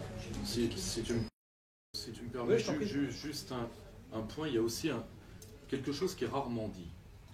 Dans les entreprises de traduction que mon équipe essaye de faire, nous essayons de faire venir en France la pensée d'un homme intéressant qui est Daniel Mahoney, philosophe américain, qui a écrit sur les fondements conservateurs, anthropologiquement conservateurs du libéralisme. C'est-à-dire, je m'explique, il ne faut pas mal entendre le terme, c'est-à-dire que les pays qui ont développé la pensée libérale reposaient sur une anthropologie qu'on qualifierait de conservatrice. Cette anthropologie, ce type d'homme a été détruit par le système libéral. Et aujourd'hui est arrivé à un point terminal. D'ailleurs, maintenant, le visage technophile de la sécession des élites s'appelle le transhumanisme. Parce que le transhumanisme, qu'on oublie de vous dire, ce sera transhumanisme mais pas pour vous. Ce sera transhumanisme mais pas pour vous. Il y avait d'ailleurs un petit conte britannique, c'est Rémi Braque qui nous en parlait au Cercle Aristote, et j'ai essayé de le faire traduire, qui disait très drôle, hein, écrit en 1946-47. Le chef de la nation humaine, qui est par hasard le président des États-Unis, par hasard, rencontre le chef de la nation transhumaniste, qu'on appellerait transhumanisme et qu'ils appellent humain augmenté. Et l'humain augmenté lui dit, cher ami, n'y voyez rien de personnel, mais les ressources sont finies, on va devoir drastiquement réduire votre nombre. Parce qu'après tout. Alors si vous voulez, pour moi, je le dis sincèrement, toute la mystique autour de l'IA, il y a une bulle autour de l'intelligence artificielle. Ça ne veut pas dire qu'il n'y ait pas d'intelligence artificielle en soi. Du transhumanisme, c'est un des visages de cette sécession des élites pour se masquer la finitude. Et donc de devoir reposer les débats. Et malheureusement, parmi le grand droit et devoir d'inventaire que nous allons faire, il y a le coût anthropologique du capitalisme, c'est-à-dire ce qu'on a fait aux différents types d'hommes qui ont fait que l'humanité a pu survivre. C'est là ce qui repose une question qui est chère à certains spécialistes d'intelligence économique, à Christian Arbulot en particulier, qui est la question de survie. C'est-à-dire des hommes aptes à la survie. Bon, on va s'arrêter là.